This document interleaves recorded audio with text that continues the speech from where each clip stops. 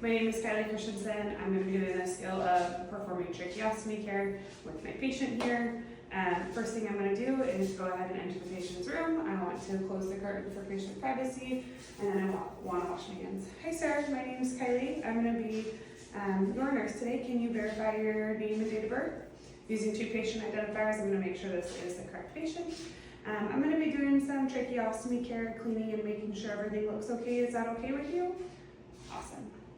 So before I do the tracheostomy care, when you do tracheostomy care, you would like to have extra hands. So nursing assistant or a nurse or someone that you could delegate the task of just stabilizing the trach so that it's not going to get dislodged or move too much, which would cause discomfort to the patient.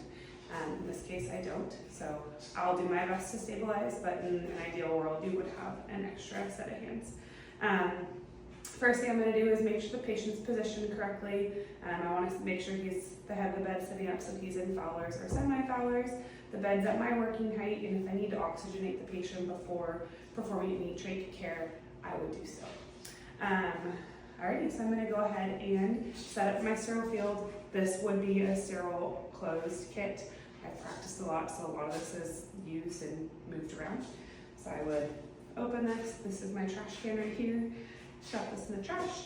I'm going to go ahead and get my field set up.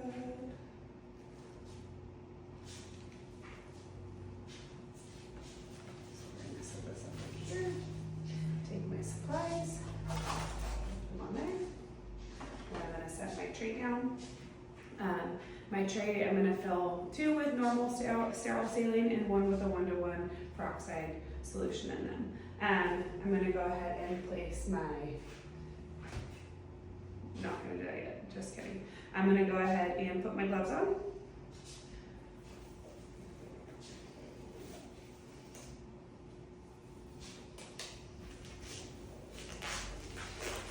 I'm going to unlock the inner cannula and remove it and place this in the soaking solution. And then I'm going to remove the dirty dressing in my gloves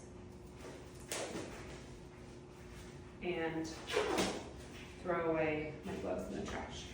I'm going to go ahead and perform hand hygiene, and then I am going to get my sterile gloves set up. Due to lack of space, I'm going to move things around.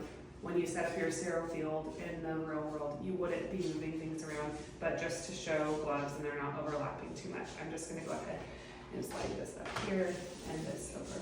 So I'm going to get my gloves. I'm going to go ahead and open them.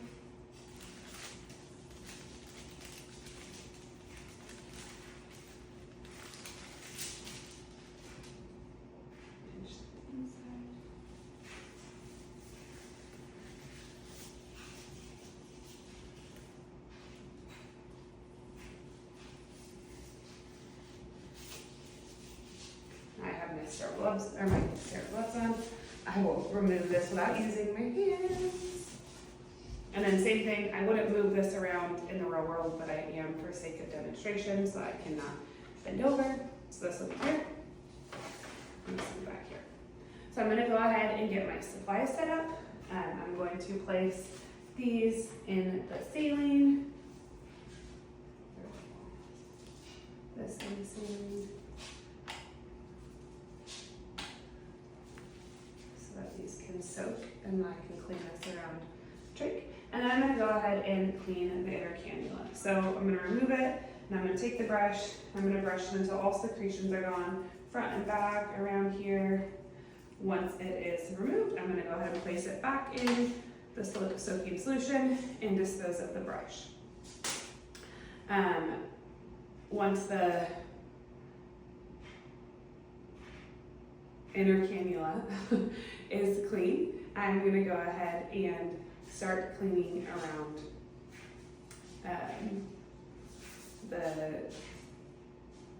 stoma. I'm sorry. So I'm going to clean the flange and around the stoma. So I'm going to use my swabs, and I'm going to just make sure everything is clean. I'm gonna look for any signs of infection or unusual redness around the stoma, any unusual discomfort. And again, if we had someone that could help us, that would be amazing. We're looking at cleaning 5 to 10 centimeters around the outer edge. And one more. Great. Once I have done that, I'm going to go ahead and dry the skin with a sterile dressing.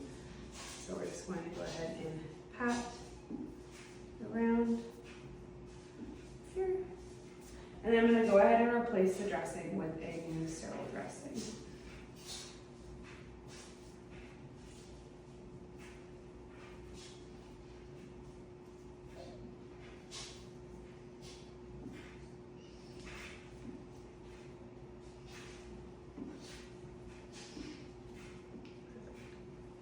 Once that has been replaced, I'm going to go ahead and insert the cannula. Make sure that it locks into place,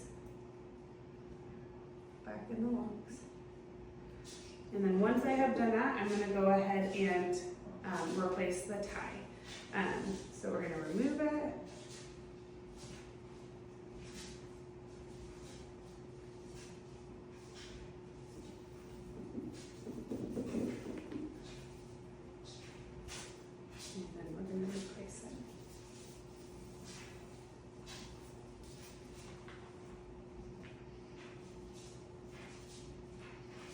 And again, this is where it would be really important to have someone to help stabilize. When you're replacing the tie, you want to check for any folds or ripples in the tie around their neck that would cause any skin breakdown or any of those issues. Around this side, flip it through. And before I tie, I'm just going to double check again that there's no twists or turns. I'm going to go ahead and tie this off. Once it is tied, if there's extra trim or extra strings hanging off that, you could trim them off. You want to make sure that you pad around the knot with the sterile gauze. And then you want to check and make sure that there's a finger tightness. It's not too fit, not too loose. How are you feeling? Everything feel okay? Awesome. So once the patient is taken care of, I'm then going to go ahead and clean up my supplies. I will remove my gloves, throw everything in the trash.